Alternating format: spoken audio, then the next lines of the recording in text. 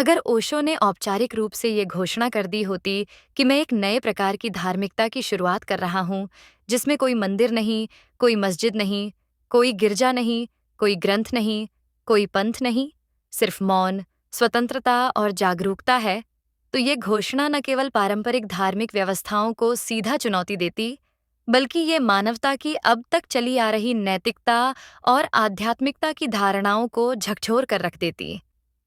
ओशो के विचारों में जो सबसे क्रांतिकारी बात थी, वो ये कि उन्होंने न तो ईश्वर को अस्वीकार किया और न ही स्वीकार, बल्कि वे इस पूरे ईश्वर के विचार से ही आगे निकल गए, ये कहकर कि ईश्वर नहीं, बल्कि ईश्वरीयता, गॉडलीनेस महत्वपूर्ण है, क्योंकि ईश्वर एक व्यक्ति, एंटिटी, बनते ही सत्ता का प्रतीक बन जाता है, और सत्ता जहां होती है, वहां डर होता है, अनुशासन होता है, गुलामी होती है।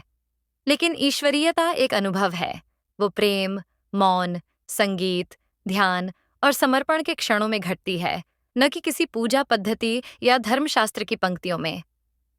ओशो कहते, मैं तुम्हें धर्म नहीं दे रहा, मैं तुम्हें धर्म का बीज दे रहा हूं।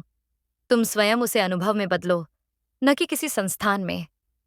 अगर ओशो ने यह सार्वजनिक रूप से ऐलान किया होता कि अब समय आ गया है जब धर्म को संस्थानों से मुक्त किया जाए और आत्मा को फिर से उसकी मौलिक स्वतंत्रता लौटाई जाए, तो शायद दुनिया की बड़ी धार्मिक संस्थाएं उन्हें मानवता का धार्मिक विद्रोही कहतीं, क्योंकि ये ऐलान न केवल धार्मिक ढांचे को नकारता, बल्कि नैतिकता की उस परंपरा को भी चैलेंज करता, जो डर, पाप, नरक और पुण्य के व्यापार पर टिकी है।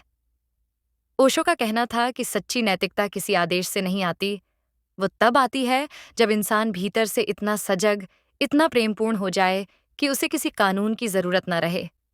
वो स्वाभाविक रूप से करुणा बन जाए। अगर ये विचार व्यापक रूप से स्वीकार कर लिया जाता, तो न केवल मंदिरों और गिरजाघरों के दरवाजे सूने हो जाते, बल्कि समाज की ये बुनियादी संरचना कि इंसान अच्छा इसलिए बने क्योंकि उसे दंड का भय है, ये भी टूट जाती। ओशो कहते, डर से पैदा हुई नैतिकता नैतिकता नहीं होती, वो केवल दिखावा होती है। उनकी इस घोषणा में यह साहस था कि वे एक ऐसी आध्यात्मिकता की बात कर रहे थे जो किसी बाहर के ईश्वर की तलाश में नहीं, बल्कि भीतर की शून्यता को जानने में थी, जो किसी गुरु की गुलामी में नहीं, बल्कि आत्म जागृति में विश्वास रखती थी, जो नियमों की जंजीरों में नहीं, बल्कि स्वतंत्रता के उड़ान में धर्म को तलाशती थी। अगर ये धर्महीन धर्म सचमुच समाज का मुख्य मार्गदर्शक बन जाता, तो शायद नैतिकता का आधार डर नहीं, प्रेम होता। अनुशासन का स्रोत बाहरी सत्ता नहीं, भीतर की सजगता होती, और जीवन का उद्देश्य पुनर्जन्म से मुक्ति नहीं, इस क्षण में पूर्णता होता। ओशो की इस घोषणा में न केवल धर्म का पुनर्जन्म छुपा होता, बल्कि वो चेतना की एक ऐसी क्रांति का बीज होता जो हर व्यक्ति को गुरु और हर क्षण को ध्यानस्थ बना देता। एक ऐसी दुनिया की शुरुआत जहां मंदिर बाहर नहीं, भीतर होते, और जहां मोक्ष कहीं भविष्य में नहीं, बल्कि वर्तमान की गहराई में पाया जाता। ओशो मानते थे कि संगठित धर्मों ने मनुष्य की आंतरिक संभावना को सीमित कर दिया है। हिंदू, मुस्लिम, ईसाई, यहूदी, इन पहचानों में बंटकर इंसान परम सत्य से दूर हो गया है। वे कहते हैं कि सत्य को किसी श्रेणी में कैद नहीं किया जा सकता। उनकी विख्यात उक्ति है, सत्य कोई हिंदू सत्य, मोहम्मडन सत्य, क्रिश्चियन सत्य नहीं होता। सत्य बस सत्य होता है, बिना लेबल के।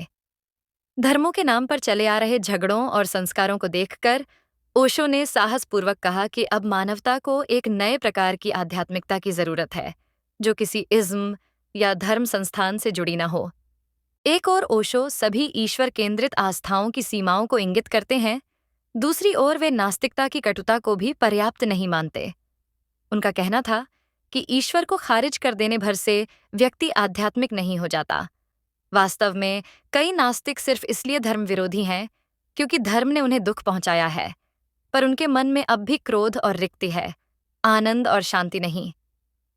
ओशो इन दोनों ध्रुवों से ऊपर उठकर तीसरा विकल्प प्रस्तुत करते हैं, न ईश्वर में अंधी आस्था, न ईश्वर का कुंठित खंडन, बल्कि खुले मन से जीवन की गहराई में बैठकर सत्य को खोजना। ओशो स्वयं किसी परमेश्वर में विश्वास नहीं करते थे, फिर भी उन्हें ईश्वरहीन अध्यात्म का प्रवर्तक कहना उचित होगा। वे कहते थे, भगवान का कोई व्यक्तित्व नहीं है, लेकिन एक सर्वव्यापी दिव्य सत्ता, गॉडलीनेस, हर जगह मौजूद है। इसे समझने के लिए वे ध्यान, मेडिटेशन को कुंजी मानते थे। बिना किसी प्रार्थना या पूजा के जब मन पूरी तरह शांत और जागरूक होता है, तो भीतर एक महान शून्य एवं शांति प्रकट होती है। ओशो इसे ही ईश्वरीयता कहते हैं। इस अनुभव में किसी चर्च या मंदिर की आवश्यकता नहीं, कोई पुरोहित या मौलवी मध्यस्थ नहीं। हर व्यक्ति अपने भीतर ज्ञान का प्रकाश जगा सकता है। ओशो अपने सन्यासियों को कोई नया मत नहीं देते थे, बल्कि उन्हें जीवन का उत्सव मनाने को कहते थे। उनका सूत्रवाक्य था, जोरबा द बुद्ध, एक ऐसा नया मनुष्य जो जोरबा, ग्रीक उपन्यास का पात्र, जो भोगशील है, की तरह जीवन का आनंद ले और बुद्ध की तरह जागृत भी हो। वे भौतिक और आध्यात्मिक विभाजन को मिटा देना चाहते थे। उनका कहना था कि सच्चा आध्यात्म सांसारिक जीवन से भागना नहीं सिखाता, बल्कि गहन संतुलन और जागरूकता के साथ यही परमानंद ढूंढ लेना संभव बनाता है। धर्महीन अध्यात्म की अपनी परिकल्पना को ओशो ने जीवन में उतार कर भी दिखाया। पुणे और अमेरिका के रजनीशपुरम आश्रम में उन्होंने एक कम्यून का प्रयोग किया, जहां भिन्न भिन्न देशों, जातियों के लोग बिना किसी धार्मिक लेबल के साथ रहते, ध्यान करते और रचनात्मक कार्यों में संलग्न थे। इस समुदाय का आधार कोई पूजा पद्धति नहीं, बल्कि मित्रता, प्रेम और ध्यान था। रंग भेद, जाति भेद, लिंग भेद सभी को दरकिनार कर एक मुक्त वातावरण बनाया गया। स्वाभाविक है कि ऐसी क्रांतिकारी कोशिशों पर विवाद भी हुए, पर ओशो का विश्वास था कि भविष्य में मानव इसी दिशा में जाएगा। ओशो ये भी स्पष्ट कहते थे कि उनका मकसद नया धर्म बनाना नहीं है, क्योंकि सभी धर्म कालांतर में जड़ हो जाते हैं। वे इसे एक बिना नाम का आंदोलन कह सकते हैं। उन्होंने अपने सन्यासियों से कहा कि मेरी मृत्यु के बाद कोई नए संप्रदाय या पूजा पद्धति मत बनाना, बस अपनी चेतना में मजबूत रहना। वे नहीं चाहते थे कि ओशोवाद या उनके नाम पर किसी आईएसएम का जन्म हो। उनका विश्वास था कि हर व्यक्ति को अपनी आंतरिक रोशनी पर चलना चाहिए, न कि किसी बाहरी सिद्धांत पर। इस धर्महीन आध्यात्म का क्या स्वरूप है?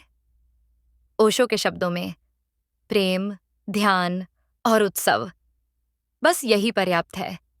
वे व्यक्ति को व्यक्तिगत स्वतंत्रता देते हैं कि वो अपने ढंग से सत्य की खोज करे। कोई ईश्वर है या नहीं, इसकी बहस में पड़े बिना अपने भीतर झांके। यदि वो पाता है कि कोई परम सत्ता है तो ठीक, अगर शून्य ही अंतिम सत्य हो तो उसे पूर्ण स्वीकार करे। ओशो के अनुसार निष्कर्ष से ज्यादा जरूरी है खोज की प्रामाणिकता। उनके सन्यासी मंदिर भी जा सकते हैं, मस्जिद भी, पर कहीं भी आसक्त हुए बिना, हर जगह से कुछ सीखते हुए और अंततः निर्लेप रहकर, अपनी आत्मा में स्थापित रहकर। ओशो की दृष्टि एक ऐसे जगत की है जहां धार्मिकता होगी, पर धर्म नहीं, जहां पूजा पद्धतियां नहीं, केवल प्रज्ञा होगी, जहां मंदिर, मस्जिद, गिरजाघर नहीं, बल्कि भीतर की मौन तीर्थ यात्रा होगी, जहां मनुष्य न हिंदू होगा, न मुस्लिम, न बौद्ध, न ईसाई, बल्कि केवल एक सजग, स्वतंत्र और आनंदित चेतना होगा, जो अस्तित्व की व्यापकता से सीधे जुड़ा होगा। ओशो बार बार कहते हैं कि धर्म कोई संगठन नहीं हो सकता, कोई संस्था नहीं हो सकती, कोई पंथ नहीं हो सकता, क्योंकि जैसे ही आप उसे बांधते हैं वो मर जाता है, और जो जीवित है वो किसी ढांचे में नहीं ठहर सकता। उनका यह क्रांतिकारी संदेश दरअसल भविष्य के लिए एक बीज है। मैं धर्म की मौत देखकर नया आध्यात्मिक जन्म देना चाहता हूँ, और वो जन्म है धर्महीन धर्म का, जो सुनने में विरोधाभासी लगता है, पर असल में यह सच्चे धर्म की वापसी है। उस धर्म की जो न किताबों में था, न मंदिरों में, बल्कि जिसने बुद्ध की मौन मुस्कान में, मीरा की आंखों के आंसुओं में, कबीर के उलझे दोहों में और नानक की सहज बाणी में सांस ली थी। ओशो हमें उन सभी पहचानों को त्यागने को कहते हैं जो हमें जाति, मजहब, राष्ट्र या परंपरा के नाम पर बांटती हैं, क्योंकि वे मानते हैं कि जो पहचानें दी जाती हैं, वे स्वयं की खोज में सबसे बड़ा बाधक बन जाती हैं। उनका आह्वान है कि हम भीतर उतरें, मौन में जाएं और उस मौलिक सत्य से जुड़ें जो शब्दों के पार है, क्योंकि वही हमारा असली धर्म है, वही आत्मा की पुकार है। ये कोई समाज विरोध नहीं, बल्कि आत्म जागृति की चरम अवस्था है, जहां नैतिकता डर से नहीं, प्रेम से उपजती है, जहां उपासना अधीनता नहीं, आनंद का उत्सव होती है। ओशो की ये चेतना क्रांति, जिसे वे मानवता का अगला विकासात्मक कदम मानते हैं, किसी व्यवस्था को तोड़ने की नहीं, बल्कि मनुष्य को भीतर से मुक्त करने की घोषणा है। क्योंकि जब मनुष्य अपने भीतर के ईश्वर को जान लेता है, तब उसे किसी बाहर के ईश्वर की जरूरत नहीं रहती। और यही असली धर्म है। बिना धर्म के धार्मिकता, बिना ग्रंथों के ज्ञान, बिना भय के नैतिकता और बिना देवताओं के दिव्यता।